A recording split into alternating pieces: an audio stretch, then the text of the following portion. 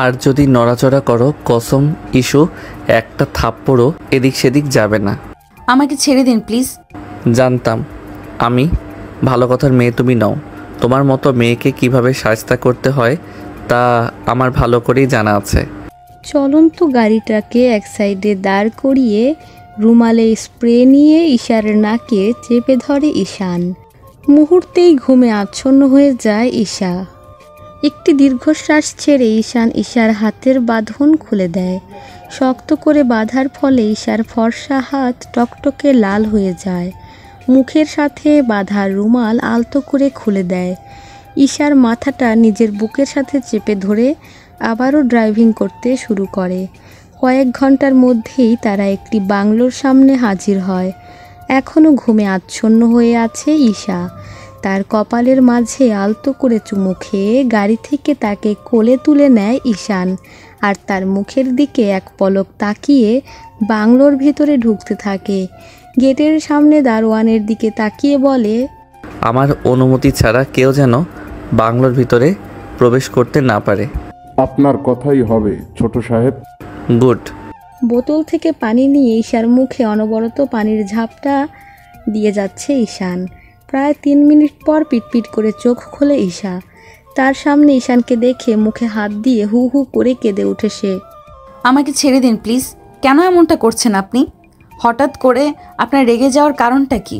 আমি তো কোনো অন্যায় করিনি।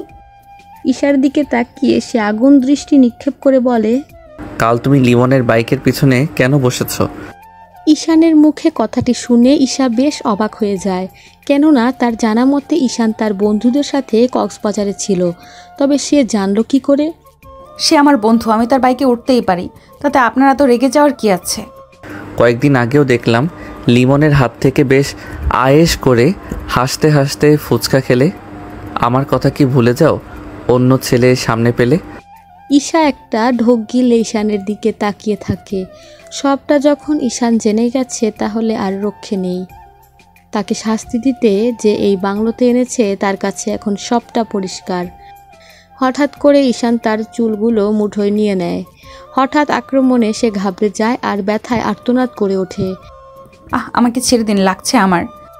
ছাড়তে তো তোকে আমি এখানে নিয়ে আসিনি। আজ তোর সাথে কি কি হয় দেখবি তুই। ঈশান চুল ছেড়ে বিছানার সামনে থাকা টি টেবিল থেকে একটি প্লেট তুলে নেয়। প্লেটের ঢাকনা তুলতে ঈশার চোখ বড় হয়ে যায়। প্লেটের মধ্যে বেশ ঝাল দিয়ে ফুচকা রাখা আছে আর অসংখ্য কাঁচামরিচের কুচি ফুচকার উপর ছড়িয়ে আছে। ঈশান ঈশার পাশে বসে একটি বাঁকা হাসি দিয়ে বলে, ইস্যু বেবি চলো ফুচকা খাওয়া যাক। এটা তোমার লিমনের হাতের টক মিষ্টি ফুচকা না, এটা এই ঈশান শাহরিয়ারের হাতের ফুচকা। আমার হাতের ফুচকা আমার মতোই ঝাঁজ হবে, তাই আমাকে যেভাবে সহ্য করেছো আমার ফুচকার টেস্টটাও সহ্য করো। এই কথা বলে ঈশান তার মুখের সামনে ফুচকা ঠেসে ধরে। ঈশা অনবরত মুখ দিয়ে না না শব্দ করে যাচ্ছে আর সে তার মুখে হাত দিয়ে চেপে আছে, কিন্তু ঈশানের বলিষ্ঠ হাতের কাছে ঈশা পেরে ওঠে না। এভাবে একে একে বেশ কয়েকটি ফুচকা ঠেসে দেয় তার মুখে। অতিরিক্ত ঝালে ঈশার দম বন্ধ হয়ে আসছে, কিন্তু তাতেও থামে না ঈশান। একের পর এক ফুচকা জোর করে গেলাতে থাকে। এদিকে ঈশা কাশতে কাশতে চোখ উল্টে ফেলে। তার প্রাণ পাখিটা যেন এখনই বেরিয়ে যাবে। ঈশার অবস্থা খারাপ দেখে এবার ঘাবড়ে যায় ঈশান। ইস্যু কি হয়েছে? বেশি ঝাল লেগেছে? ঈশানের কোনো কথা ঈশার কানে যেন ঢুকছে না। সে অনবরত কাশতে থাকে। সে চারিদিকে পানি খুঁজতে থাকে, কিন্তু কোথাও পানি নেই। ঈশান ঈশার দিকে তাকিয়ে আবারও রহস্যময় হাসি দিয়ে বলে, বেশি ঝাল লাগছে বুঝি? আচ্ছা আমি আবার ঝাল কমিয়ে দিচ্ছি, জাস্ট ওয়েট অ্যান্ড ওয়াচ। ঈশান ঈশার মাথার পেছনের চুলগুলো চেপে ধরে মাথাটা ঝুঁকে ঠোঁটে ঠোঁট মিশিয়ে দেয়। ঈশানের এমন কাজে চোখ বড় করে তাকিয়ে থাকে ঈশা। আর এদিকে ঈশান চোখ বন্ধ করে ঈশার মাঝে নিজেকে বিলীন করে দেয়। তুই সাইনটা করে দে ঈশা, তুই সাইন করলে আমিও নিশ্চিন্ত আর তুইও আমার শিকল থেকে বেরোতে পারবি না। একটা ম্যারেজ রেজিস্ট্রি পেপার নিয়ে ঈশার সামনে বসে আছে ঈশান। না না, আমি কিছুতেই সাইন করব না। আমি বলছি তুই সাইন কর। না, আমি কিছুতেই সাইন করব না। আপনি একটা পাগল, আপনাকে আমি কিছুতেই বিয়ে করব না। হ্যাঁ আমি পাগল, তোর জন্য পাগল আমি, কিন্তু তুই তো বুঝিস না। আমি বুঝতেও চাই না। বিকেল হয়ে যাচ্ছে, আমাকে ছেড়ে দিন, আমি বাসায় যাব। যেতে দিব, আগে সাইনটা করে দাও। আমি সত্যি বাড়ি গিয়ে তোমায় পৌঁছে দিব। বললাম তো করবো না, জোর করছেন কেন? আপনার থেকে লিমন 1000 গুণে ভালো, অন্তত আমাকে কষ্ট দেয় না।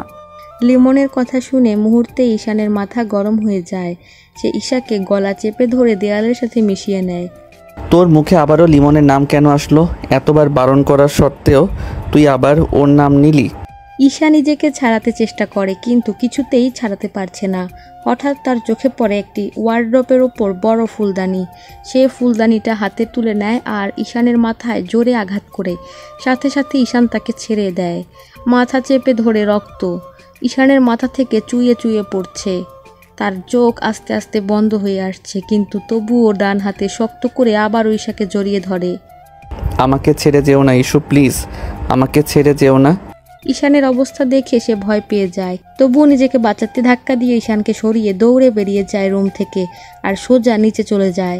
গেটের সামনে দারোয়ান তাকে বাধা দিলে একটি ফুলের টব তুলে দারোয়ানের মাথায় আঘাত করে। দারোয়ান গুরুতর আঘাত পেয়ে মাটিতে লুটিয়ে পড়ে আর ঈশা দৌড়ে বেরিয়ে যায় গেট থেকে আর ভাবতে থাকে 7 মাস আগের অতীত, যেদিন থেকে দেখা হয় এই অভিশপ্ত ঈশানের সাথে। শহরের অলিগলি রাস্তা ধরে ছুটে চলছে ঈশা। নিজেকে বাঁচাতে ছুটে চলেছে জোর কদমে।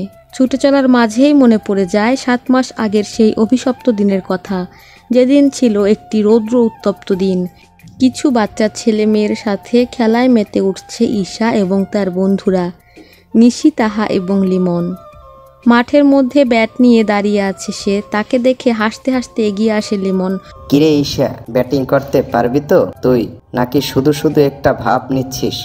আরে পারবো পারবো, তুই দেখে নিস, এমন ছক্কা মারবো না সবাই হা হা করে তাকিয়ে থাকবে। মাঠের চারপাশে দাঁড়িয়ে আছে নিশি, তাহা এবং কিছু বাচ্চারা। ঈশা সামনে দাঁড়িয়ে থাকা বাচ্চাটার দিকে উদ্দেশ্য করে বলে, এই ছোট, বল মার। ছেলেটি দৌড়ে এসে ঈশার উদ্দেশ্যে বল ছুড়ে দেয় আর ঈশা নিজের সর্বশক্তি দিয়ে ব্যাটিং করে। তখনই বলটি একদম উপরে গিয়ে মাঠের বাইরে পড়ে। সবাই অবাক হয়ে বলের দিকে তাকিয়ে আছে। তখনই নিশি চিৎকার করে বলে, ওই, এরা তুই কি করলি? একটি মাঠের শেষ প্রান্তে দাঁড়িয়ে আছে ঈশান। তার বাম হাতের বাহুতে ব্যান্ডেজে মোড়ানো, উপরে পরনে সাদা শার্ট। ঈশানের পুরো নাম ঈশান শাহরিয়ার। তার বাবা আবিদ শাহরিয়ার এবং তার মা মাহমুদা। তার বাবা একজন সফল ব্যবসায়ী, কিন্তু তার বাবার কোনো গুণ পায়নি ঈশান। সারাদিন বন্ধুবান্ধব নিয়ে ব্যস্ত সে। কোনো মেয়ের সাথে রিলেশন তো দূরের কথা, তার পরিবারকেও ঠিকমতো সময় দেয় না সে। তার বন্ধুমহল নিয়ে তার একটি গ্যাং আছে আর সেই গ্যাংয়ের লিডার ঈশান নিজেই। গতকাল শত্রুপক্ষের সাথে ধস্তাধস্তির এক পর্যায়ে তার বাম বাহুতে কেউ ছুরি দিয়ে আঘাত করে। তখনই তার বন্ধুরা তাকে হাসপাতালে নিয়ে যায়। ঈশান পকেট থেকে ফোন বের করে তার বিশ্বস্ত বন্ধুকে কল করে। কিরে, কই তুই? আর কতক্ষণ লাগবে পৌঁছাতে? আমি দাঁড়িয়ে আছি। আরেকটু বস, জ্যামে আটকে গেছি, তুই অপেক্ষা কর। ঈশানের বাম হাতের ক্ষত এখনও সেরে ওঠেনি। হঠাৎ করে উপর থেকে একটা বল ছিটকে পড়ে ঈশানের বাম হাতে। হঠাৎ আক্রমণে সে ভড়কে যায়, কিন্তু হাতের ব্যথাটা টন টন করে ওঠে আর চুইয়ে চুইয়ে রক্ত পড়তে শুরু করে। রক্তে ঈশানের শার্ট লাল হয়ে গেছে। ডান হাত দিয়ে শক্ত করে চেপে ধরে ঘাসের উপর নুইয়ে বসে পড়ে সে। চোখ মুখ খিচে ব্যথায় আর্তনাদ করতে থাকে। ব্লাডি, কে করেছে এমন? সামনে আয়, হাত কেটে রেখে দেব। এই ঈশান কি জিনিস বুঝিয়ে দিব জন্মের মতো। বল খেলাচ্ছু। কথাটি শেষ করতে পারল না সে, তার আগেই চোখে পড়ে এক জোড়া পা, যে পায়ে আটকে আছে সুন্দর একটি পায়েল। ঈশান তার মাথাটা উপরে তুলে দেখে নিষ্পাপ একটি মেয়ে, যার চোখের গহীনে যেন ডুব দেওয়া সম্ভব। মিষ্টি ঠোঁট দুটো যেন উষ্ণতা চায়। ঈশানের সামনে দাঁড়িয়ে আছে ঈশা। ভয়ে আতঙ্কে একের পর এক ঢোক গিলে যাচ্ছে সে। তার একটু অসতর্কতার কারণে আজ সামনে থাকা ব্যক্তিটি গভীরভাবে আহত হয়েছে। নিশ্চয়ই তাকে এখন বাজে ভাষায় গালাগাল দেবে, হয়তোবা জরিমানা করবে, কঠিন শর্তেও ফেলতে পারে। এইসব ভেবে আরও একটি ঢোক গিলে ঈশা। জিভ দিয়ে বেশ যত্ন সহকারে ঠোঁটটা ভিজিয়ে সে মুখ খোলে। সরি, আপনার অনেকটা লেগে গেছে। আমার হাতটা ধরুন। আপনি নিচে বসেছেন কেন? ময়লা লেগে যাবে। ঈশান একবার ঈশার হাতের দিকে আরেকবার ঈশার মুখের দিকে তাকায়। সে যেন এটাই চাইছে তার কাছে এখন বিষয়টা বিনা মেঘে বজ্রপাতের মতো। ঈশান খপ করে তার হাতটি ধরে নেয়। এমনভাবে শক্ত করে ধরে যেন ঈশা সুযোগ পেলেই ছুটে পালিয়ে যাবে, কিন্তু সে কিছুতেই ঈশাকে ছাড়বে না। দুজন দুজনের হাত ধরে তাকিয়ে আছে, কিন্তু বিষয়টা পছন্দ হয়নি লিমনের। সে আগে থেকে ঈশাকে পছন্দ করে, বেশ কয়েকবার বুঝাতেও চেয়েছে, কিন্তু ঈশা সব কিছু স্বাভাবিকভাবেই নিয়েছে। লিমন আগুন দৃষ্টিতে তাকিয়ে আছে সেই দুটি হাতের দিকে। ঈশা সেদিকে তোয়াক্কা না করে পাশে থাকা একটি বেঞ্চিতে ঈশানকে বসায়। আপনার অনেকটা রক্ত ঝরছে, হাসপাতালে চলুন। না থাক, আমার বন্ধু আসবে, তার সাথেই যাব। কিন্তু ঈশাকে আর কোনো কথা বলতে দেয় না ঈশান। তার আগে সে তার দিকে তাকিয়ে আঙ্গুল দিয়ে ইশারা করে চুপ থাকতে। ঈশানের এমন কাণ্ডে ভরকে যায় ঈশা। এবার ঈশা নিজের হাত ছাড়াতে চেষ্টা করে, কিন্তু ঈশান কিছুতেই ঈশার হাত ছাড়ছে না। পাশ থেকে নিশি আর তাহা একজন আরেকজনকে ইশারা করছে। তাদের কারো কাছেই বিষয়টি বোধগম্য হচ্ছে না। এবার থেমে থাকে না লিমন। সে তেড়ে এসে ঈশানের উদ্দেশ্যে বলে, এই যে মিস্টার, ওর হাতটা ছেড়ে দিন। লিমনের দিকে এক নজর তাকিয়ে ঈশান ঈশার হাত টেনে তার সাথে মিশিয়ে নেয়।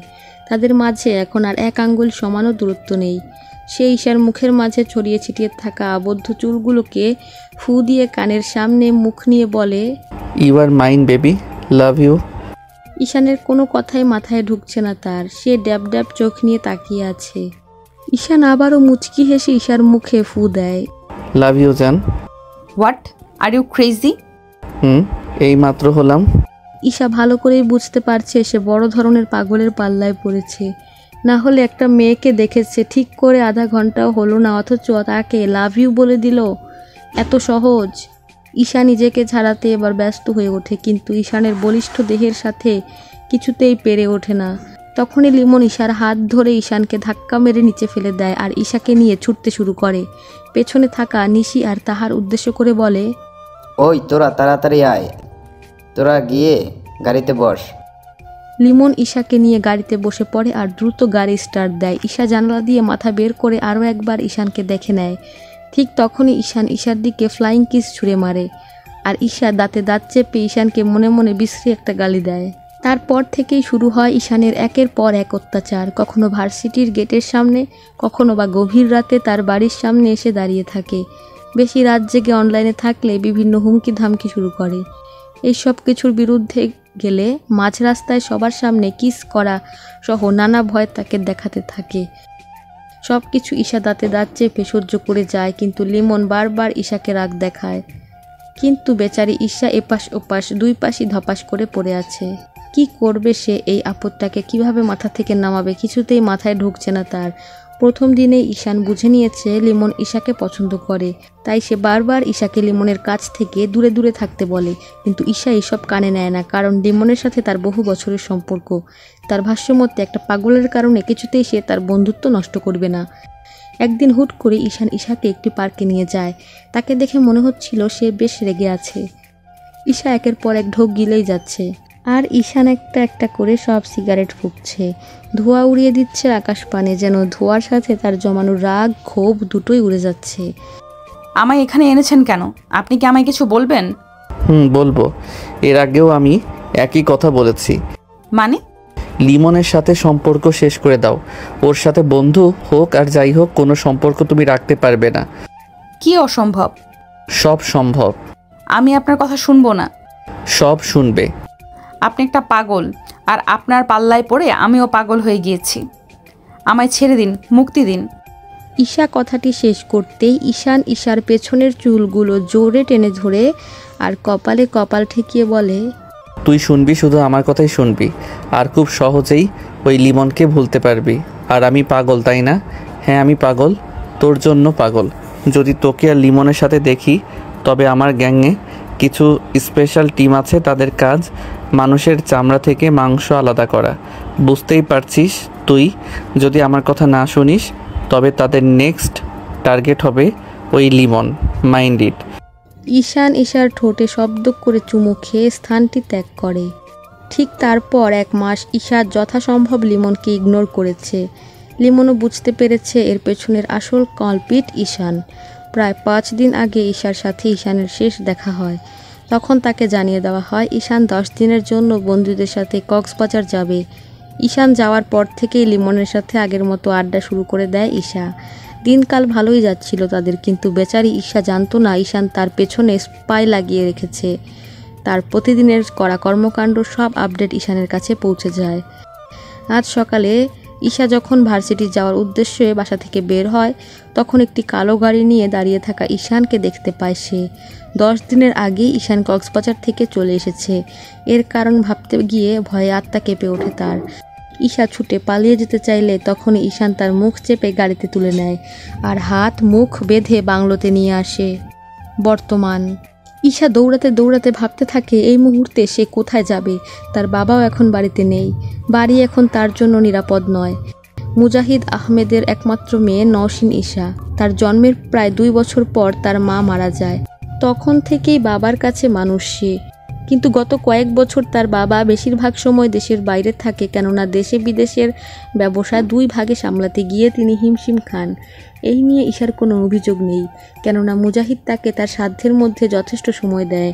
শহর থেকে কিছুটা দূরে ঈশার একমাত্র ফুফু থাকেন। তার বাবা যখন দেশের বাইরে থাকে তখন বেশিরভাগ সময় ঈশা তার ফুফুর কাছেই থাকে।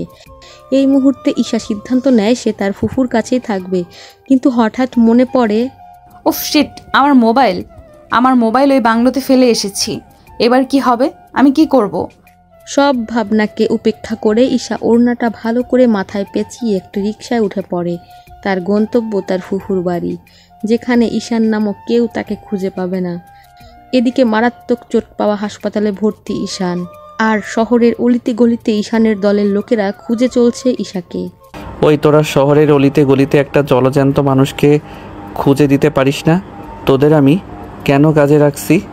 ঈশান চিৎকার দিয়ে কথাটি বলেই একটি চেয়ার তুলে গার্ডদের সামনে আছাড় দেয়।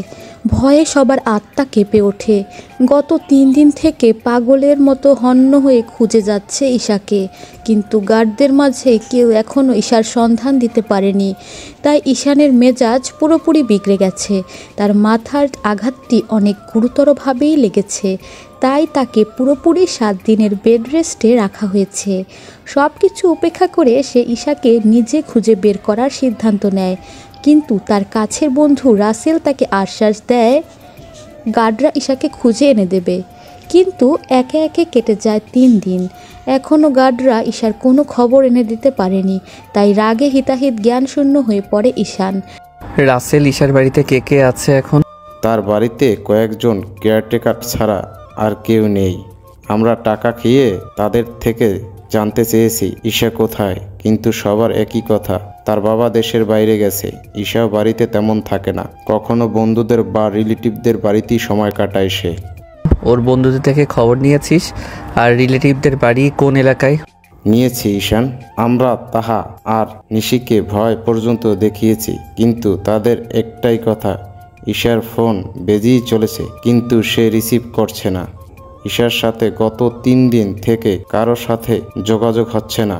আর তেমন কোনো রিলেটিভই নেই ঈশার, তবে একজন ফুফু আছে তার। ঈশার বেশ কেয়ার করে, ঈশাও তাদের খুব ভালোবাসে। তাদের বাড়ি কোথায় তা কেউ জানে না। আমরা লিমনের পিছনে লোক লাগিয়েছি, তেমন কোনো বিষয় আমাদের চোখে পড়েনি। ওয়েট, আমাকে বাংলো থেকে বের করার পর তোরা কেউ কি আর বাংলোতে গিয়েছিস? না, আমরা তো তোকেই নিয়ে ব্যস্ত, সেদিকে যাওয়ার সময় পাইনি। ঈশার ফোনটা বোধহয় বাংলোতেই আছে। রাসেল, গাড়ি বের কর, আমি বের হব। কিন্তু তুই এই শরীর নিয়ে এখন? রাসেলকে পুরো কথা বললে না দিয়ে তার দিকে চোখ গরম করে তাকায় ঈশান। রাসেল ভয়ে বলে, আচ্ছা। আয়নার সামনে দাঁড়িয়ে বেশ জোর কদমে তৈরি হচ্ছে ঈশান। এমন সময় ঘরে ঢুকে তার মা মাহমুদা। তিনি বেশ কয়েকবার ঈশানের কাছ থেকে এবং রাসেল সহ অন্য গার্ডদের কাছে জানতে চেয়েছে ঈশানের মাথা ফাটালো কে, কিন্তু সবার মুখ বন্ধ করে দিয়েছে ঈশান। কেউ যেন সত্যটা না বলে কাউকে, তার জন্য সব গার্ডকে আগে থেকেই হুঁশিয়ারি দেওয়া হয়েছে। সবাই জানে ঈশান বাইক অ্যাক্সিডেন্টে মাথা ফাটিয়েছে, কিন্তু কেউ জানে না ঈশানের মাথা ফাটিয়েছে ঈশা। কি রে ঈশান, এই শরীর নিয়ে বাইরে কেন যাচ্ছিস? কাজ আছে মা, তাই বের হচ্ছি। তোর আর কি কাজ আমি জানি না ভাবছিস? সারাদিন খালি এসব গুন্ডামি করে বেড়াস, রাস্তার ছেলেপেলেদের মতো সাঙ্গপাঙ্গ নিয়ে ঘুরিস। আবার শুরু করেছো তুমি মা? কি শুরু করছি আমি? ভালো কথাই বলছি। তোর বাবার অফিসে, তোর বাবার সাথে কাজে হাত মেলা। কিছুদিন পর বিয়ে করে সংসার কর, আমাকেও বৌমা এনে দে। বুড়ি হয়ে যাচ্ছি, আর কত দেখবো এই সংসার? তোমার বৌমাকে খুঁজতে যাচ্ছি মা। কে বলছিস? হ্যাঁ ঠিক বলছি মা, আমি যাই, এখন লেট হয়ে যাচ্ছে। ঈশান হাতে ঘড়ির বেল্ট লাগাতে লাগাতে রুম থেকে বেরিয়ে পড়ে। আল্লাহ, আমার কি হয়েছে? আমি ইদানিং লিমনকে এত মিস করছি কেন? প্রেমে টেমে পড়ে যায়নি তো? ইস, কি যে বলি, সে তো আমাকে ভালোবাসে, অনেকবার বুঝিয়েছে, কিন্তু আমি তো পাত্তা দিলাম না। তবে এবার কি রাজি হয়ে যাব? মুহূর্তে ঈশানের কথা মনে পড়ে যায়। ও আল্লাহ, আমি এগুলো কি ভাবছি? ওই পাগলিটা যদি জানে আমি লিমনের সাথে লাইন মারছি, তবে তো লিমনের সাথে উল্টাপাল্টা কিছু করে বসবে। ঈশা তার রুমের মধ্যে পায়চারি করতে থাকে। কি করবে সে? একদিনে লিমনের জন্য ফিলিংস, আর অন্যদিকে ঈশানের ভয়। সব চিন্তা তার মাথায় জট হয়ে লেগে গেছে। ইসু, মামুনি, কি ভাবছিস তুই? পেছন থেকে কারো কথায় চমকে তাকায় সে। ও ফুফু, তুমি? না, কিছু না। তাহলে মন মরা হয়ে বসে আছিস কেন? কই ফুফু, আমি তো ঠিক আছি। ঈশার ফুফু আতিয়া এবং ফুফা আফসার, সাথে তাদের একমাত্র ছেলে হাসিনকে নিয়ে তাদের পরিবার। বর্তমানে ঈশা তাদের বাসায় গা ঢাকা দিয়েছে। তাদের কথার মাঝে রুমে তার ফুফাতো ভাই হাসিন প্রবেশ করে। কিরে ইস্যু, তোর ব্যাপারটা কি? কোন ব্যাপার ভাইয়া? আগে দেখতাম তুই ফোন ছাড়া এক মুহূর্ত চলতি না, সারাদিন ফোন গেলাতে ব্যস্ত থাকতি, কিন্তু আজ 3 দিন তোর কাছে তোর ফোন নেই, আবার আমার ফোনটাও দিচ্ছিস না, ঘটনা কি? আরে ধুর ভাইয়া, কোনো ঘটনা না। আমার এই একা ঘরে আর ভাল লাগছে না, চলো না ভাইয়া ছাদে যাই। তাদের কথার মাঝে সুর মেলালেন আতিয়া। যা, মেয়েটাকে নিয়ে ঘুরে আয়। আসার পর থেকে বাসায় একা বসে আছে। চল ঈশা, তোর সাথে এইবার ফুচকা গেলা হলো না, রেডি হয় এনে। সত্যি ভাইয়া? তোর হাসিন ভাইয়া কখনো মিথ্যা বলছে? চল। ওকে ভাইয়া, আমি কথাটা শেষ করার আগেই চুপসে যায় ঈশা। তার মনে পড়ে যায় ঈশানের দেওয়া ফুচকা থেরাপির কথা। একসাথে ঠেসে মুখে ঝাল ফুচকা ঢুকিয়ে দেওয়ার কথা মনে পড়লে এখনও গা শিউরে ওঠে তার। ফুচকা খাওয়া যেন এই জীবনের জন্য হারাম হয়ে গেছে। ভাইয়া, আমি যাব না। যাবি না মানে? ফুচকার সাথে তুই আপোষ করছিস? আজ ওই দিন ও আমাদের দেখা লাগলো। তুমি যাও, আমি যাব ফুচকা খেতে। আমার এখন ইচ্ছে করছে না। তুই যাবি মানে যাবি, না হলে চুল টেনে নিয়ে যাব। বদমাইশ মেয়ে, যা, রেডি হয়ে আয়। যাচ্ছি। বাংলো থেকে ঈশার একটি পায়েল এবং মোবাইল ফোন খুঁজে পায় ঈশান আর রাসেল। তাদের কাজ শেষ হলে ঈশান ড্রাইভিং সিটে বসে পড়ে আর রাসেল তার পাশে বসে। রাসেল, পাগলিটার ফোনের লক খোল। কিভাবে? তার লক কি? আর এখানে পিন লক দেওয়া। আমি বলছি খোল। 25256। কি খুলেছে? রাসেল ঈশানের বলা পিনগুলো দিয়ে ওকে করে দেয়। তখনই ঈশার মোবাইল আনলক হয়ে যায়। তুই জানলি কি করে ওর লক কি? আর এত সহজ লক কেউ দেয়? শেষ যখন দেখা করেছিলাম আমি ফোনে তোর সাথে কথা বলছিলাম, সে ভেবেছে আমি হয়তো কথা বলাতেই ব্যস্ত, কিন্তু আমার চোখ ছিল তার ফোনের উপর। আমার কক্সবাজার যাওয়ার কথাটা তখন লক খুলে সে নিশিকে মেসেজে বলে। ও ভেবেছে আমি ওকে হয়তো খেয়াল করিনি। আসলে তোকে যখন সামনে পাই তখন আমার চোখ অন্যদিকে যায় না, শুধু তার মাঝেই আবদ্ধ থাকে। ওয়াও, হোয়াট এ লাভ! আচ্ছা, এবার চেক কর। রাসেল খেয়াল করে মেসেজ বক্সে প্রায় 77+ মেসেজ, যেগুলো শুধুমাত্র লিমন দিয়েছে। দেখ, 77+ মেসেজগুলো পড়। রাসেল গলা ঝেড়ে লিমনের দেওয়া মেসেজগুলো পড়তে শুরু করে। কিরে, কই তুই? দেখ ইস্যু, তোর খোঁজ খবর পাচ্ছি না কেন? ইস্যু, ওই পাগল কুত্তটা তোকে কিছু করছে? আমাকে জাস্ট একবার বল, ওই কুত্তটার শাস্তি আমার ভাইয়া দিবে। এইটুকু পড়ে রাসেল একটি ঢোক গিলে ঈশানের দিকে তাকায়। তোকে পাগলা কুত্তা বলেছে? আর কি বলেছে পড়তে থাক। এইরকম ঈশানকে গালি দেওয়া সহ বেশ কয়েকটি মেসেজ পড়ে, কিন্তু একটা মেসেজ পড়তে গিয়ে থমকে যায় রাসেল। আমি জানি ঈশা, তোর মনে আমার জন্য ফিলিংস আছে, তাই এইসব কুটকো ঝামেলা বাদ দিয়ে তুই আমার কাছে চলে আয়। আমরা কোর্ট ম্যারেজ করে নেব। দেখবি বিয়ে হয়ে গেলে ওই কুত্তটা তোকে ছেড়ে দিবে। তুই শুধু অনুমতি দে, সব ব্যবস্থা আমার ভাইয়া করে দেবে। রাসেল মেসেজটি পড়ে ঈশানের দিকে তাকায়। রাগে ঈশানের ফর্সা মুখ লাল হয়ে গেছে। ঈশান বাঁকা হাসি দিয়ে বলে, বিয়ে করবে তাই না? হ্যাঁ বিয়ে। জাস্ট ওয়েট অ্যান্ড ওয়াচ তাদের কি হাল করি সেটা শুধু দেখ। রাসেল, লিমনের ভাইকে খোঁজ লাগা। কি এমন ভাই কার পাওয়ারে সে এত সাহস দেখাচ্ছে যে ঈশান শাহরিয়ারের উপর টক্কর দেয়? আর ইস্যুর ফোন আমার কাছে দে। ওকে। কথাটি বলে রাসেল বাইরের জানালা দিয়ে তাকায় আর ঈশানের উদ্দেশ্যে জোরে চিল্লিয়ে বলে, ঈশান স্টপ ড্রাইভিং আর্লি। ঈশান সাথে সাথে গাড়ি ব্রেক করে আর রাসেলের দৃষ্টি অনুসরণ করে বাইরের দিকে তাকায়। মুহূর্তে ঈশানের চোয়াল শক্ত হয়ে যায়। আশেপাশের পরিবেশটা একবার ভালো করে পরখ করে গাড়ি থেকে নেমে পড়ে, সাথে রাসেলও। কিরে ইস্যু, কয় প্লেট ফুচকা খাবি? হাসিন হাসতে হাসতে প্রশ্ন করে ঈশাকে। আমার জীবনে ফুচকা একটা অভিশাপ রে ভাই, কি আর কমু তোরে। কিরে কথা বলছিস না কেন? না বেশি খাবো না, তাড়াতাড়ি 1 প্লেট নিয়ে খেয়ে বাড়িতে যেতে হবে, জলদি করো। ঈশা বারবার ওড়না দিয়ে তার মুখ ঢেকে নিচ্ছে, কেননা সে জানে ঈশান যে করেই হোক তাকে খুঁজে বের করবে। বাই দ্য ওয়ে ইস্যু, তুই এইভাবে গরমের মধ্যে ওড়না পেঁচিয়ে রাখছিস কেন? ঘেমে গেছে তোর মুখ। কই গরম, আমার গরম লাগছে না। রোদের তাপে স্কিনের প্রবলেম হবে হয়তো, তাই মুখ ঢাকছি। এই তোর কি হয়েছে? পাগল হয়েছিস নাকি? একদম তোর এত গরমেও গরম লাগছে না, আবার অন্যদিকে বলছিস রোদ লাগছে। তোর মুখে এদিকে রোদ কোথায় পেলি? এদিকটা তো সম্পূর্ণ ছায়া, বিকেলের মিষ্টি ছায়া, আর তুই রোদ খুঁজে নিচ্ছিস। পাগল হলি নাকি? ও রোদ নেই, আমি তো ভুলেই গিয়েছি। তার কথার মাঝে ফুচকার প্লেট নিয়ে আসে হাসিন। নে খা। ওয়াও, দারুণ দেখতে হয়েছে, খেতেও নিশ্চয়ই ভালোই হবে। আমার তো এখনই জিভে জল চলে এলো। ঈশা ফুচকা তুলে মুখে দিতে গেলেই পেছন থেকে এক পরিচিত কণ্ঠ তার কানে ভেসে আসে। ও মামা, ফুচকা নাকি সেই টেস্ট হয়েছে? তাহলে আমাকেও 1 প্লেট দাও। ঈশা আর হাসিন দুজনে পেছনে ঘুরে তাকালে একজনের মুখে ফুটে ওঠে এক চিলতে হাসি, আর আরেকজন যেন আকাশ থেকে পড়ল। ইস্যু রে, তুই আজ শেষ। কে বলেছিল তোকে বাইরে ঘুরতে যাওয়ার কথা বলতে? কে বলেছিল এত পাকনামি করতে? এবার গেলি তো গেলি, ধরা পড়ে গেলি।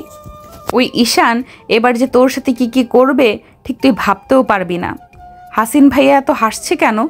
এমা, হাসিন ভাইয়া ওই গুন্ডাকে জড়িয়ে ধরিল কেন? আমার ভাইটাও কি এদের মতো গুন্ডা? আল্লাহ রক্ষা করো আমারে। এত জোরে ফুলদানি দিয়ে বাড়ি দিলাম, বেটা বেঁচে আছে কি করে? আমি হলে তো আরও আগেই মরে যেতাম। কই মাছের প্রাণ মনে হয়। কথাগুলো মনে মনে বলছে আর সামনে থাকা ব্যক্তিটির দিকে অবাক দৃষ্টিতে তাকিয়ে আছে ঈশা। তার সামনে জলজ্যান্ত দাঁড়িয়ে আছে ঈশান আর রাসেল। হাসিন তাদের দেখে খুশিতে জড়িয়ে ধরে। কিরে কেমন আছিস তোরা? কতদিন পরে তোদের সাথে দেখা। এই তো ভালো। তোমার কি অবস্থা বড় ভাই? আলহামদুলিল্লাহ ভালো। কেমন চলছে তোর গ্যাং? চলছে চলার মতো। তা তুমি এখানে কি করছো? পাশে কে তোমার? আমার কাজিন ঈশা, আমার একমাত্র মামার একমাত্র মেয়ে, তোর বোন ভাবতে পারিস। হাসিনের কথা শুনে হাসি পেয়ে যায় ঈশার। তোর বোন? আমার বোন না রে হাদারাম, সে আমার বউ হয়। কিরে কি বিড়বিড় করছিস? না কিছু না। তা ফুচকা খেতে এসেছো বুঝি? হ্যাঁ রে ঈশা, ফুচকা বেশ পছন্দ করে। ঈশান শুধু হাসছে আর এদিকে ঈশার ভয়ে দম বন্ধ হয়ে আসছে। কপালে বিন্দু বিন্দু ঘাম চিকচিক করছে। ঈশান এবার কি করবে? হাসিন ভাইকে কি সব বলে দিবে? ঈশান এমন হাব ভাব করছে যেন ঈশাকে সে চেনে না। সব কিছু বেশ স্বাভাবিকভাবেই আছে। তা বিয়ে শাদী করনি বড় ভাই? আরে না, এখনো মনের মতো মেয়ে পাইনি। বাই দা ওয়ে, তোর মাথার ব্যান্ডেজ কেন? মাথা ফাটলো কি করে?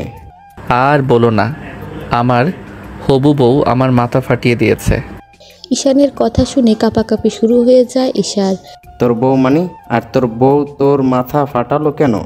হবু বউ আমার, বুঝতে পেরেছো? তার সাথে একটু বালিশ ছোড়াছড়ি খেলছিলাম। খেলার মাঝে সে এতটাই এক্সাইটেড যে আমায় বালিশের পরিবর্তে ভুলে ফুলদানি ছুঁড়ে দিয়েছে। রাসেল পাশে থেকে ঈশানের কথাগুলো বেশ উপভোগ করছে, আর হাসিন ঈশানের কথা শুনে ড্যাব ড্যাব করে তাকিয়ে আছে। কি বলিস, তোর বউ কি পাগল?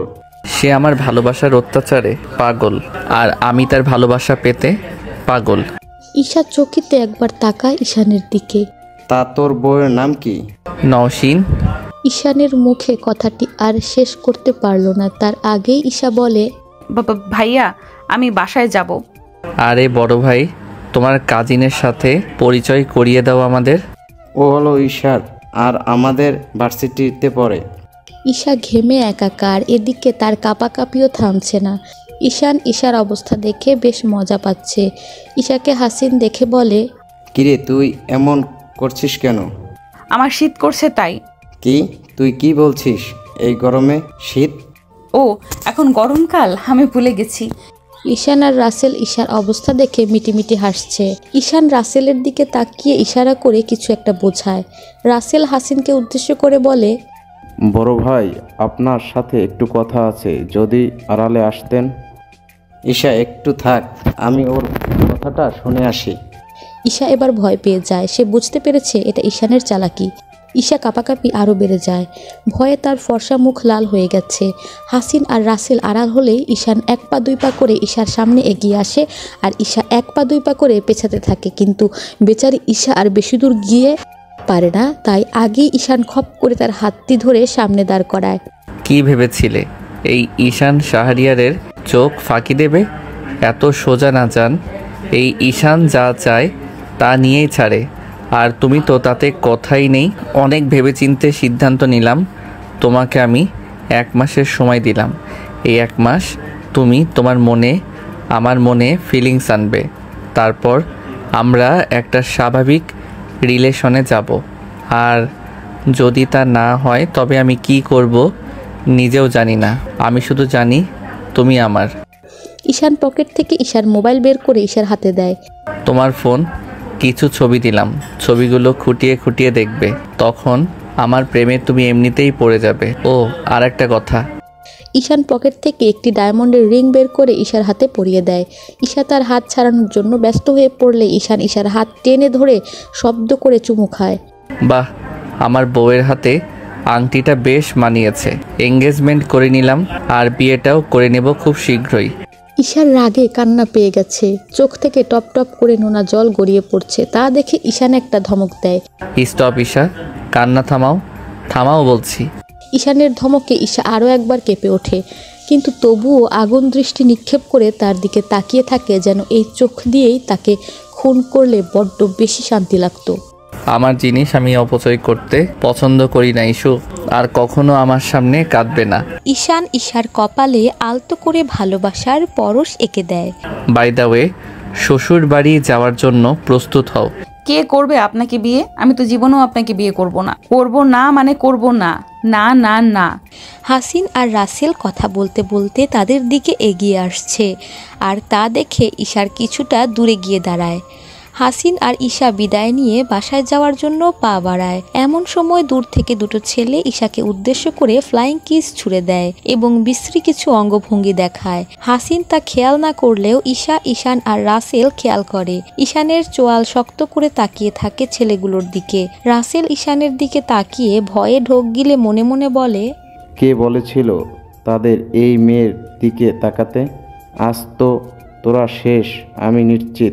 রাতে ঈশা বাড়িতে এসে তার মোবাইল অন করে, ইনবক্স সহ সব কিছু চেক করে দেখে ফাঁকা।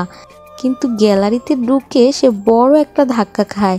পুরো গ্যালারি জুড়ে লিমনের কোনো ছবি নেই, তার পরিবর্তে সবটাই ঈশানের। যাকে দেখে সহ্য হয় না তার ছবি থাকবে আমার ফোনে? No never. ঈশা ফট করে সব ছবি ডিলিট করে দেয়। ইস্যু, ঈশান কি তোকে কিছু বলছে? তখন ভ্রু কুচকে কথাটি বলে হাসিন। না না ভাইয়া, কি বলবে? শোন, ওই ছেলের থেকে দূরে দূরে থাকবি।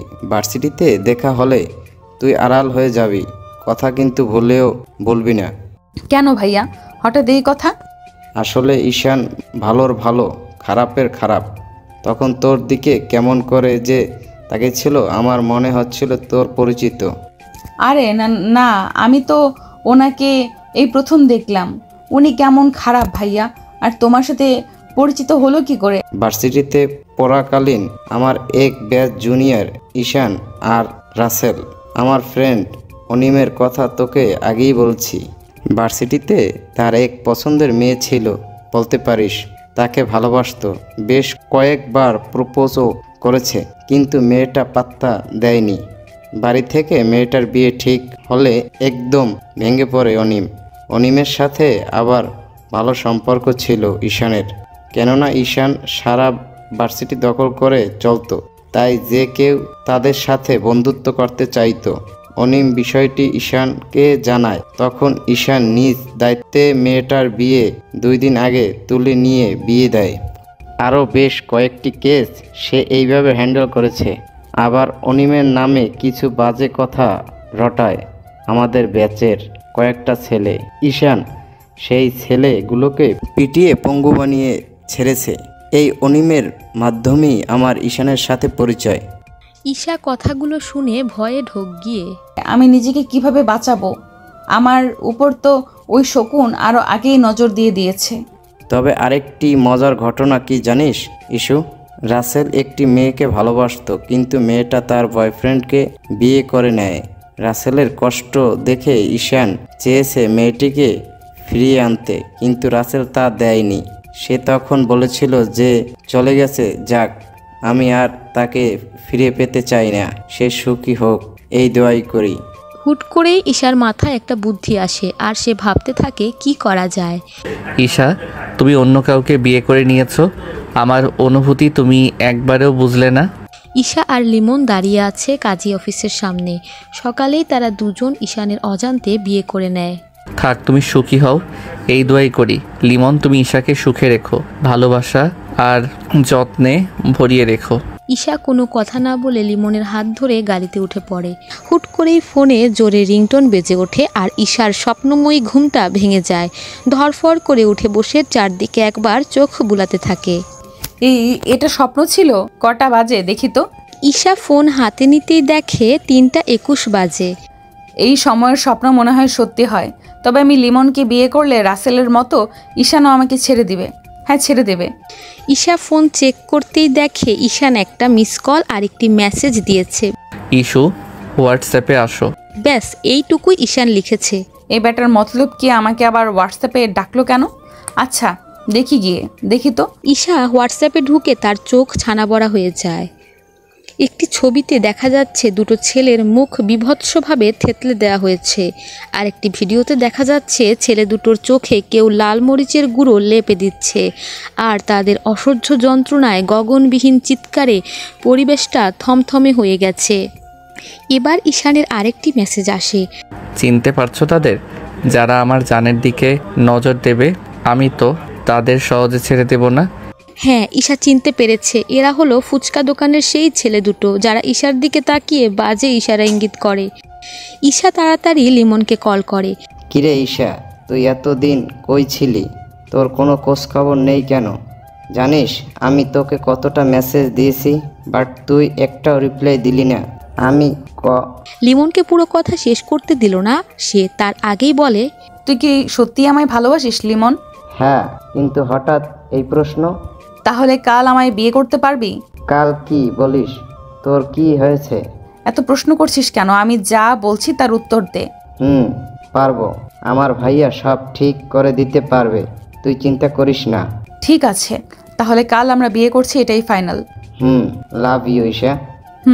ঈশান, দারুণ একটা খবর আছে। এই সকালে আবার তোর কিসের কথা? বল তাড়াতাড়ি। লিমনের ভাইকে জানিস? ভার্সিটিতে বড় ভাই অনিমের নামে বাজে কথা রটানোর জন্য আমরা যে কয়েকজনকে পঙ্গু বানিয়ে দিয়েছি, মনে আছে? মনে থাকবে না কেন? ওরা তো ইমনের দলের লোক। তারপর থেকেই তো আমরা একে অপরের শত্রু। হ্যাঁ, ওই ইমনই হলো লিমনের ভাই। হোয়াট? তুই ঠিক বলছিস? আমি একদম শিওর। লিমন ওই ইমনের পাওয়ারই লাফাচ্ছে। শুনছি ইমন নাকি তার দলবল আরও বাড়িয়েছে। তাই নাকি? তবে তো খেলা জমে যাবে। এমন সময় ঈশানের ফোনে কল আসে, আর ফোনের ওই পাশ থেকে যা শুনে তাতে ঈশানের চোয়াল শক্ত হয়ে যায়। রাসেল, গাড়ি বের কর, আমি বের হব এক্ষুনি। আর শোন, আমাদের পেছনে যেন 30 জন গার্ড আসে। আচ্ছা। ঈশা, ভাবতেই পারিনি তুমি বিয়েতে রাজি হবে। কি ব্যাপার, তোমার ভাইয়া আসেনি? এই তো চলে আসবে। বাই দা ওয়ে, তুমি আজ একটা শাড়ি পরে আসতে। আজ তো আমাদের বিয়ে, তাই না? আসলে আমি যদি এখন শাড়ি পরে বের হই তবে ফুফু আর ভাইয়া সন্দেহ করবে, তাই। আর আচ্ছা বুঝছি, সমস্যা নেই। তাদের কথার মাঝে লিমনের ভাই ইমন এসে হাজির হয়। ঈশা, পরিচয় করিয়ে দিই, আমার বড় ভাই ইমন। কেমন আছেন ভাইয়া? ভালো, তুমি কেমন আছো? ভালো। আচ্ছা, আমি তবে কাজীর সাথে কথা বলে আসি, তোরা দাঁড়া এখানে। ইমন চলে গেলে ঈশা লিমনকে প্রশ্ন করে, তোমার ভাইয়া ভাবিকে আনোনি কেন? ভাবিকে এনে কি হবে? ভাবি বাড়ির দিকটা সামলাচ্ছে। কাজী সাহেবের সামনে বসে আছে ঈশা। মনের মাঝে চলছে তার হাজারো ভয়, দ্বিধাদ্বন্দ্ব। ঈশা প্লিজ সাইনটা করে দাও। লিমনের কথায় ভাবনার ছেদ ঘটে তার। কাপা কাপা হাতে কলমটা তুলে নেয় সে। তখনই পেছন থেকে আসে একটি ধারালো রাগান্বিত কণ্ঠ। বাহ, এখানে তাহলে বিয়ে করা হচ্ছে? ঈশা চমকে পেছনে তাকালে ঈশানকে দেখতে পায়। ঈশানের পেছনে অনেক গাঠকে একসাথে দেখে তার আর বুঝতে বাকি রইল না যে ঈশান এখানে রণক্ষেত্র বাঁধিয়ে ছাড়বে। লিমন সহ বাকিরা ঈশানকে দেখে দাঁড়িয়ে পড়ে। ঈশাকে ভয় পেতে দেখে লিমন ঈশার হাতটা শক্ত করে ধরে আঁকড়ে ধরে। সেই হাত জোড়ার দিকে আগুন দৃষ্টি নিক্ষেপ করে তাকিয়ে থাকে ঈশান। পাশ থেকে মাথা ঘুরিয়ে একবার ইমনকে পরখ করে নেয় সে। তারাও যেন আজ প্রস্তুতি নিয়ে এসেছে যুদ্ধের। ঈশা, ওর হাতটা ছেড়ে দাও। ঈশা ভয় পেয়ে লিমনকে আরও আঁকড়ে ধরে। লিমন ঈশার দিকে একবার তাকিয়ে ঈশানকে উদ্দেশ্য করে বলে, আপনি আমাদের মাঝে কেন ঢুকছেন? আমরা তো আমাদের মতোই ভালোই আছি। ঈশা আমাকে ভালোবাসে, আমি ঈশাকে ভালোবাসি। মাঝখান থেকে আপনি কাবাবের হাড্ডি হচ্ছেন কেন? কিরে ঈশা, বল তুই আমাকে ভালোবাসিস? হ্যাঁ, আমি ঈশা পুরো কথাটি শেষ করতে পারল না। তার আগেই ঈশান তার হাত টেনে সামনে দাঁড় করিয়ে কষিয়ে একটি চড় দেয়। মুহূর্তে ঈশার মাথা ঘুরতে শুরু করে এবং আশেপাশে সব যেন ঝাপসা দেখছে। কানের ভেতরে কেমন যেন বিশ্রী একটা শব্দ হচ্ছে। এক পর্যায়ে ঈশানের কোলে ঢলে পড়ে সে। ঈশান ঈশাকে তার দুই হাতের বেষ্টনীতে বুকের মাঝে আড়াল করে নেয়। তোকে তো আমি পরে দেখে নিচ্ছি। এতবার বারণ করেছি ঈশার থেকে দূরে সরে থাক, কিন্তু তুই দূরে যাসনি। দুই ভাই তবে একই গোয়ালের গরু। তোরা প্লেয়ার, তবে এই ঈশান শাহরিয়ারের থেকেও কাঁচা। আমার সাথে খেলতে হলে আমার মতো হয়ে তারপর মাঠে নামবি, তার আগে না।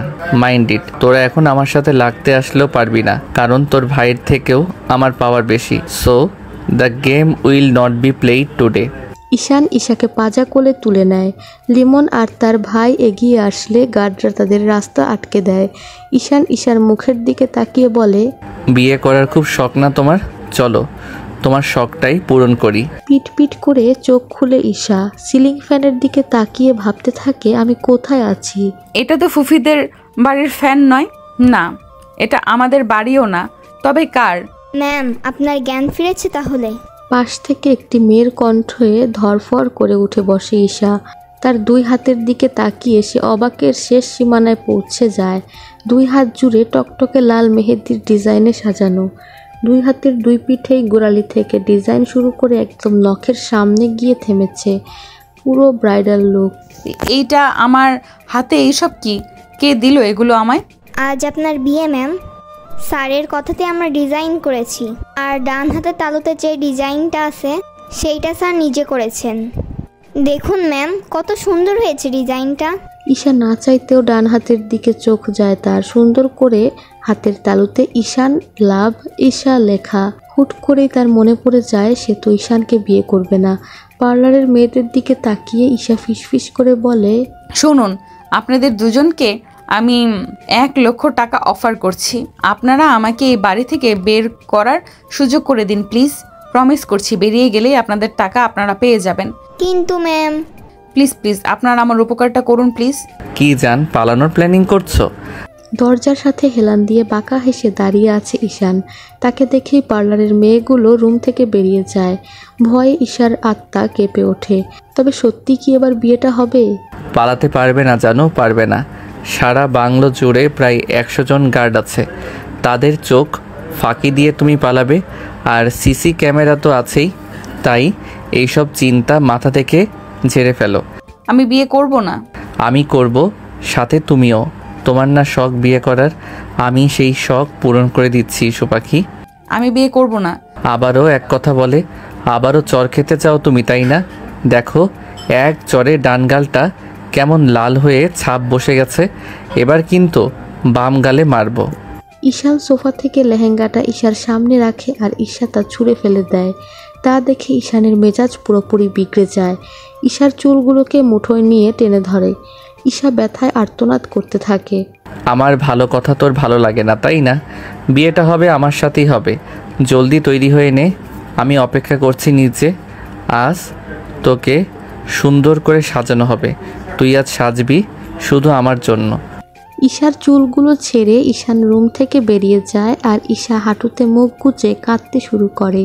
গাঢ় লালের মাঝে গোল্ডেন রঙের কাজ করা লেহেঙ্গা পরে বসে আছে ঈশা। পুরো ব্রাইডাল সাজে তাকে অপসরীর থেকেও কম লাগছে না। তার সাথে মিল করে ঈশান শেরওয়ানি দিয়ে নিজেকে সাজিয়েছে। দুজন পাশাপাশি সোফায় বসে আছে আর সামনে থেকে ছবি তুলে যাচ্ছে তার বন্ধু বান্ধব সহ ফটোগ্রাফাররা। সামনে থেকে কাজী বিয়ে পড়ানো শুরু করে। ঈশা এখনো ফুপিয়ে ফুপিয়ে কেঁদে যাচ্ছে। খবরদার ইস্যু, কান্না থামাও, আর যদি কাঁদতে দেখি তবে খবর করে দেব বলে দিলাম। ইস্যু তুমি থামবে নাকি আমি অন্য কিছু করব?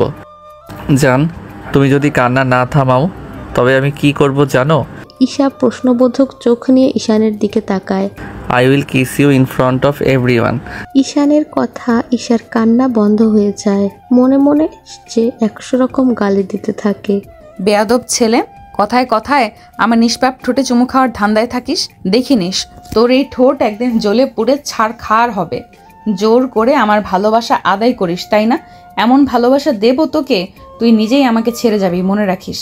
আর তোর সাথে তো আমি জীবনের সংসারই করব না, আমি তো লিমনের সাথেই সংসার করব, সেই হবে আমার প্রাণপ্রিয় স্বামী। মা বলো কবুল। কাজী সাহেবের কথায় ধ্যান ভাঙে ঈশার। হঠাৎ করে তার পুরো পৃথিবী যেন থমকে যায়। বাবার একমাত্র মেয়ে হিসেবে নিজের মেয়ের বিয়েটাও দেখতে পারলেন না তিনি। আচ্ছা বাবা কি মেনে নেবে? আমি তো বাবাকে ঠকাচ্ছি। হঠাৎ করে ঈশা সবার সামনে দাঁড়িয়ে পড়ে, ডানে বায়ে না তাকিয়ে দৌড়াতে শুরু করে। ঈশার হঠাৎ কাণ্ডে ভেবাচেকা খেয়ে যায় সবাই। ঈশান যখন বুঝতে পারে ঈশা পালিয়ে যাচ্ছে তখনই সে ছুটে যায়। বেচারি ঈশার লেহেঙ্গা ভারী হওয়ায় সে বেশি দূর যেতে পারে না। তার আগে ঈশান তাকে ধরে চড় দেওয়ার জন্য হাত তোলে, কিন্তু কিছুক্ষণ পরেই হাতটা নামিয়ে নেয়। সবার সামনে আমাকে আর খারাপ বানিও না ঈশা, চলো বিয়েটা সেরে নেই। বললাম না বিয়ে করব না, কেন জোর করছেন আপনি আমায়? ঈশা চলো। বললাম তো আপনাকে আমি বিয়ে করব না। কাকে বিয়ে করবে তবে? ওই লিমনকে? নো নেভার, আমি বেঁচে থাকতে কখনো না। ঈশান ঈশার বাম হাতটা শক্ত করে চেপে ধরে, এতটাই জোরে ধরে যে ঈশানের নখ যেন ঈশার হাতের ভেতর ঢুকে যাচ্ছে। ঈশা ব্যথায় আর্তনাদ করে ওঠে, কিন্তু তবুও ঈশান থেমে থাকে না। ঈশাকে টেনে বসিয়ে দিয়ে বলে, সাইন কর। না। সাইন কর। না। চুপ, একদম চুপ। তুই সাইন করবি নাকি আমি অন্য কোনো স্টেপ নেব? রাসেল, হাসিন ভাইকে ধরে নিয়ে আয়, তারপর ওনাকে ইচ্ছে মতো মারতে থাক, হাড়গুলো যেন আস্ত না থাকে। ঈশানের কথায় ভয় পেয়ে যায় ঈশা। এই না না, হাসিন ভাইকে কিছু করো না, হাসিন ভাইয়ের কি দোষ? তাহলে সাইনটা করো।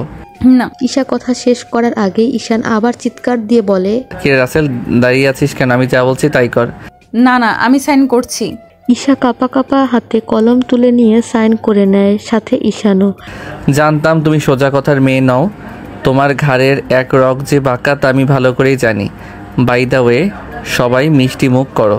আর এই যে ফটোগ্রাফার ভাইয়েরা, আমার মিষ্টি বউটার সাথে আমার কিছু ছবি তুলে দিন। জানি একটু তেরা, তবু আমারই তো বউ। এদিকে কাজী ফটোগ্রাফাররা হা করে তাদের দিকে তাকিয়ে আছে। এটা আবার কেমন বিয়ে? ভাইয়া তুমি ওই ঈশানের সামনে একটা কথা বলবা না? চুপচাপ দাঁড়িয়ে সবটা দেখছিলে কেন ভাইয়া? কথাটি বলেই সামনে থাকা ডাইনিং টেবিলটা উপরে তুলে আছাড় দিয়ে ফেলে দিল লিমন। বাড়িতে আসার পর থেকে একে একে টিভি, ফুলদানি, টি টেবিল ইত্যাদি অনেক কিছুই বাদ রাখেনি। সে একের পর এক সব ভাঙচুর করে যাচ্ছে আর চুপচাপ লিমনকে শান্ত করতে বারবার হাত বাড়িয়ে দিচ্ছেন ইমন। কিন্তু লিমন আজ কিছুতেই শান্ত হবে না। অপমান না পাওয়ার, হেরে যাওয়ার আগুনে আজ সে দগ্ধ হচ্ছে। লিমন শান্ত হ, আমি দেখছি কি করা যায়। কি করবে তুমি এখন? এসেছো দেখতে? যখন ঈশাকে তুলে নিয়ে যাচ্ছিল তখন কই ছিলে? বাই দা ওয়ে, আমি জানতাম আমার ভাই পাওয়ারফুল, কিন্তু ওই ঈশানের সামনে 0-4 হলো কেন? আমি জানতাম তোর সাথে একটা ছেলের শত্রুতা, কিন্তু আমি এটা জানতাম না এই ছেলের সাথেই তোর শত্রুতা। ঈশান কিন্তু একটু ডেঞ্জারাস ছেলে, সে যেমন তার দলবলটাও তেমন। তাহলে শোন। ইমন লিমনকে ভার্সিটিতে ঘটে যাওয়ার কথাগুলো বর্ণনা করতে থাকে। এবার বুঝলি তো ওই ছেলে কেমন? আর শোন, ওর সাথে আমার আগে থেকেই শত্রুতা, তোর মাধ্যমে না হয় আবারও শত্রুতাটা জেগে উঠুক। কিন্তু আমার ঈশা, তার কি হবে? তাকে আমি পাবো কি করে? আরে পাবি, চিন্তা করিস না। যদি না পাই? তবে ঈশাও এই দুনিয়ায় থাকবে না। ঈশার শোকে ঈশান এমনিতেই পাগল হয়ে যাবে, তারপর তার মৃত্যু আমার হাতে। কিন্তু ভাইয়া, আমি এত কিছু জানি না। ঈশাকে আমার চাই, যে করি হোক। আমার ছোট ভাইটা একটা আবদার করছে, আমি কি তা পূরণ না করব? তুই ঈশাকে পাবি, তবে তার সাথে কিভাবে যোগাযোগ করা যায় সেইটা চেষ্টা চালিয়ে যা। বাড়ির সদর দরজার সামনে প্রায় 5 মিনিট থেকে দাঁড়িয়ে আছে ঈশান আর ঈশা। ঈশানের বাবা মা কিছুতেই তাদের বরণ করে ঘরে তুলবে না বলে প্রতিজ্ঞা করে নেয়, কিন্তু ঈশানও তাদের ছাড়ার পাত্র নয়। সে নতুন বউ নিয়ে সদর দরজার সামনেই দাঁড়িয়ে আছে। তার মা বাবার আশীর্বাদ ছাড়া সে কিছুতেই ঘরে ঢুকবে না। ঈশান, তুই এটা কি করে পারলি?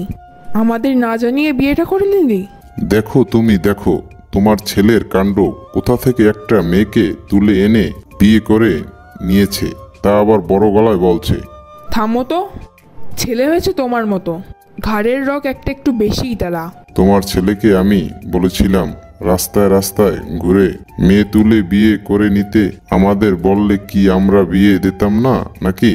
আরে বাবা, আমি জানি তুমি আমার কথা ফেলতে পারো না, কিন্তু তোমার ছেলের বউ একটু বেশি চালাক হয়ে গেছিল, তাই অতি চালাকের গলায় দড়ি দিয়ে নিয়ে এসেছি। ঈশা বুঝতে পারে এরা ঈশানকে মেনে নেবে না, তাই সে ঝোপ বুঝে কোপ মারার জন্য তৈরি হয়। আঙ্কেল আন্টি, আপনারা আমাকে বাঁচান। আমি আপনার ছেলেকে বিয়ে করতে চাইনি, আমাকে জোর করে বিয়ে করেছে। বিশ্বাস করুন, আমার দোষ নেই। ঈশার কথা শুনে আহম্মক বনে যায় ঈশান। এই কি বলছো তুমি? তোমাকে আমি 1 মাসের সময় দিয়েছিলাম, কিন্তু তুমি কি করলে? এই ঈশান শাহরিয়ারের উপর গুটি চালতে গেলে। এবার হলো তো? আন্টি, আমাকে বাঁচান, আমি মানি না এই বিয়ে। মাহমুদা হেসে ঈশানের সামনে দাঁড়িয়ে বলে, দূর পাগলি মেয়ে, বিয়ে হয়ে গেছে, তুমি মানো আর না মানো তাতে আমার ছেলে মানবে না, আমি ভালো করেই জানি। তাই ভালোর জন্যই বলছি, তুমি সবটা মেনে নাও। আমার ছেলে কিন্তু খারাপ না, তোমায় সুখে রাখবে। ঈশার মা বাবা জানে তুই ওকে বিয়ে করেছিস? বাবা, ঈশার মা নেই, আর আমার শ্বশুর মশাই দেশের বাইরে আছেন। ঈশার মা নেই কথাটি শুনেই মাহমুদা ঈশাকে বুকে টেনে নেয়। ঈশা মামুনি, আজ থেকে আমি তোমার মা, বুঝেছো? মা বলে ডাকবে, আর ঈশানের বাবাকে বাবা বলে ডাকবে। মাহমুদার কথা শুনে ঈশার মেজাজ আরো বিগড়ে যায়। কোথায় এসে পড়েছি আমি? এখানে তো সবাই ওই পাগলটার কথায় উঠে বসে। আল্লাহ আমায় বাঁচাও। পেছন থেকে ঈশানের বন্ধুরা আর রাসেল সহ শীষ বাজাতে থাকে। কেউ বা জোরে সাউন্ড বক্সে গান চালিয়ে দিয়েছে। যা ঈশান, ভাবিকে ঘরে নিয়ে যা। ঈশান ঈশাকে নিয়ে ভেতরে ঢুকতে নিলেই বাধা দেয় রাসেল। এইভাবে তুই ভাবিকে নিয়ে ঘরে ঢুকবি? আমরা তো মেনে নিব না। কোলে তুলে নে ভাবিকে, তারপর ঘরে যাবি। রাসেলের কথা ঈশা যেন আকাশ থেকে পড়ে, তার 2 কান যেন ঝা ঝা করে ওঠে। ঈশান সবার সামনে তাকে কোলে নেবে। ঈশান আর তার বন্ধুদের মজা হই হুল্লোড় দেখে আবিদ আর মাহমুদা সরে যায়। মুহূর্তেই ঈশান ঈশাকে পাজা কোলে তুলে নেয়। লজ্জায় ঈশার মুখ লাল হয়ে গেছে, চোখ মুখ খিচে মনে মনে ঈশানকে 100 রকম গালি দিচ্ছে। ইস্যু, কোলে তো আমি তোমাকে এই প্রথম তুলিনি, আজকেও আমার কোলে উঠেছো, তবে এখন কেন লজ্জা পাচ্ছ? তুমি আমাকে আর কত নাটক দেখাবে? এই ছেলেটা আমাকে তো লজ্জায় শেষ করে দেবে। রাসেল আমি পড়ে গেলাম। আমার পিচ্চি বউটার ওজন হবে 40 কেজিও না, অথচ এই লেহেঙ্গার ওজন মনে হয় 50 কেজি। উফ কি ভারী। ঈশান ঈশাকে নিয়ে সিঁড়ি দিয়ে উপরে উঠে যায়, আর পেছন থেকে তার বন্ধুরা ছুটতে থাকে কিছু হাসি তামাশার কথা। অল দ্য বেস্ট বন্ধু, বিড়ালটা মারিস কিন্তু। এই নামান আমাকে বলছি, নামান। অসভ্য লোক, পারমিশন ছাড়াই হুঠার চুমু খায়, আবার কোলেও তুলে নিচ্ছে। এই বদমাইশ, নামান বলছি।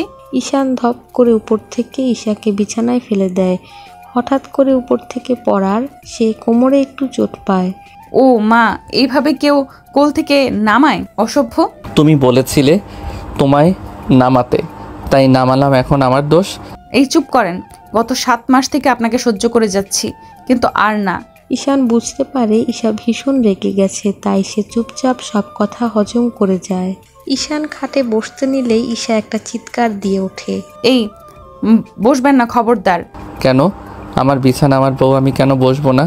আপনার সাথে এই রুমে একই বিছানায় থাকবো না আমি, এটাই আমার ফাইনাল ডিসিশন। তাই নাকি? হ্যাঁ। আচ্ছা, থাকতে হবে না।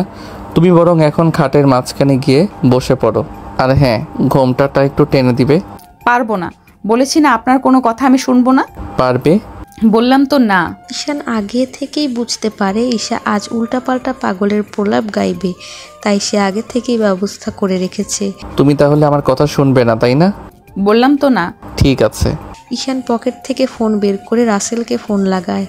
রাসেল, তোকে যে আমি কিছু মাকড়সা আর তেলাপোকা জার ভরে রাখতে বলেছি, রেখেছিস? হ্যাঁ, কিন্তু এইসব দিয়ে কি হবে? একটা পাগলের মাথার ভূত ঝাড়তে হবে। তুই আমাদের রুমে নিয়ে আয় জার দুটো। ঈশান ফোনটা রেখে শীষ বাঁচাতে বাঁচাতে আয়নায় নিজেকে খুঁটিয়ে খুঁটিয়ে দেখতে থাকে। এদিকে ঈশার মাথায় ঢুকেছে আরেক চিন্তা, ঈশান তেলাপোকা আনতে বলল কেন? তবে কি তেলাপোকা দেখিয়ে তাকে ব্ল্যাকমেল করে ফুলসজ্জা করবে? না, এটা হতে পারে না। এই কি আশেপাশে কোনো ফুলদানি নেই কেন? থাকলে তো নিজেকে বাঁচানো যেত, আগে যেমন বাঁচিয়েছিলাম। ঈশা আশেপাশে ফুলদানি খুঁজতে থাকে। ঈশান ঈশার কাণ্ড বুঝতে পেরে ঝাড়া গলায় বলে, এর আগেও ফুলদানি দিয়ে মাথা ফাটিয়ে দিয়েছো, তাই আমার রুমে আমি সিদ্ধান্ত নিয়েছি কোনো ফুলদানি থাকবে না। বুঝেছো মেরি জান?